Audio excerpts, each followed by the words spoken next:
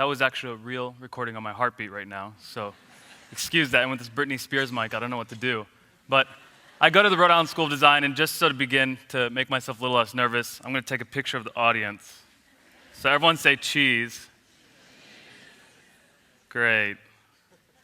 I come from a school with a president named John Maeda, and he's an interesting guy, but a little strange. And he always takes pictures everywhere he goes. Okay, so who the hell is Boback Firoozbakht? Other than a person with a very long name, I'm a 22-year-old student at the Rhode Island School of Design, studying my Master's of Interior Architecture, Intervention, and Adaptive Reuse. And I'll explain what that means later in my presentation. But when I put this question up, I really thought to myself, who am I today, and how am I going to incorporate what I'm doing in my future? So I came up with a couple of words. We see the typical student, advocate, advertiser, talker, facilitator, and I'm a big talker, as my fellow friends know. And out of these words, I wanted to select a few and show you how I'm tying them into my future as a real estate developer. I've never planned on being an architect. I don't want to do an architect. You probably think I'm crazy that I have 2 degrees in architecture and don't plan on doing that. They don't make enough money. Therefore, words like developer, social entrepreneur are subjects I want to tie into my education at RISD and see how I can use design in these subjects. So let's just define interior architecture. Interior architecture stands at the intersection of architecture, design of the built environment, and conservation. The program addresses the design issues intrinsic to the reuse and transformation of existing structures through an innovative and progressive approach. Now, to reorder that sentence, I would like to now select some words out of that, reorder it, and combine it with real estate development. And I say that I hope my future developments will transform, reuse, and conserve existing buildings within the built environment, all using design as a progressive and intrinsic, an innovative new product, for an innovative new product. This is nothing new I'm doing. Plenty of people have already done it. I'm just sort of doing it a different way. The Energy Information Administration has said that 150 billion square feet will be remodeled by the year 2030. The American Institute of Architects has said that the greenest building is the one that is already built. Here's the first example. We're looking at a paper mill built in 1940 in Providence, Rhode Island. We see existing buildings all like this not being utilized.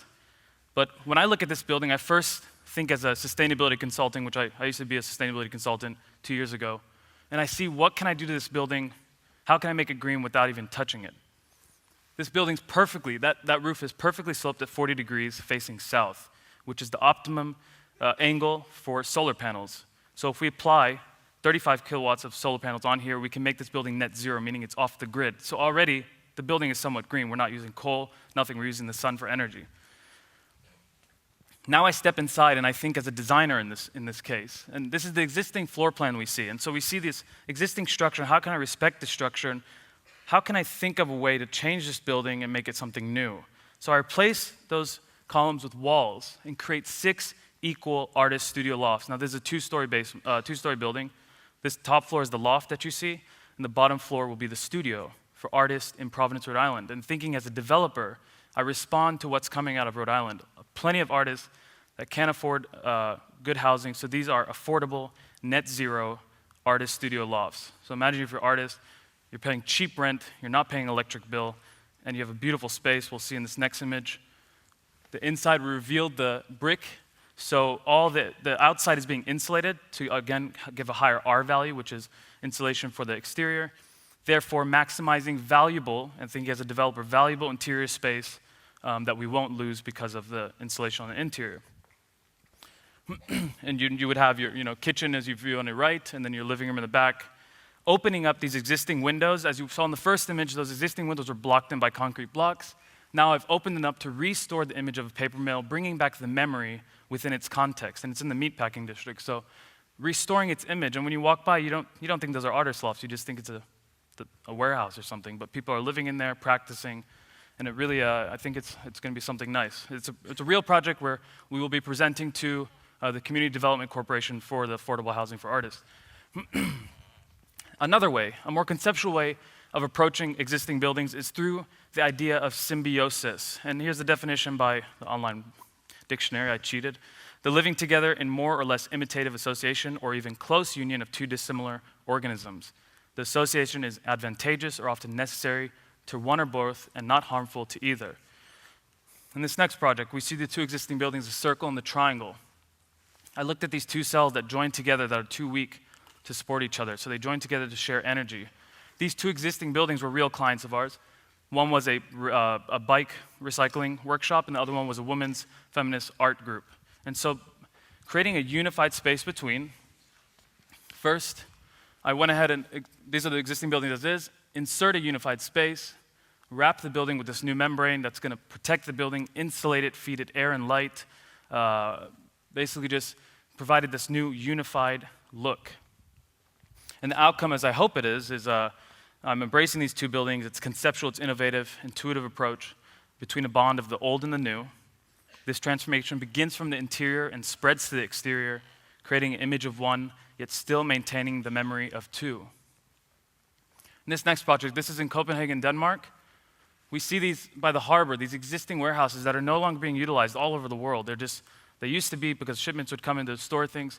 So what can we do in this? And right now, the popular trend in Denmark is the furniture district, the fancy furniture district, is moving in this neighborhood.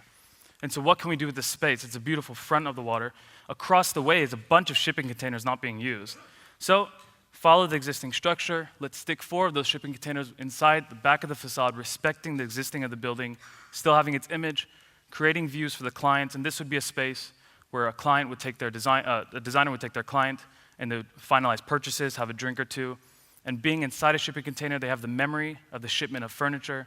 They have the feeling that the movement, everything about furniture and shipping on the harbor. So that was one of the projects I did. Another integral part of existing buildings and transforming them is the idea of transformation. As the French designer Edouard Degas once said, it was all very well to copy what one sees, but it is far better to draw what one only now sees in one's memory. That is the transformation in which imagination collaborates with memory. And I use this idea in my next project, the image of a honeycomb. We've all seen it, something's organic, static.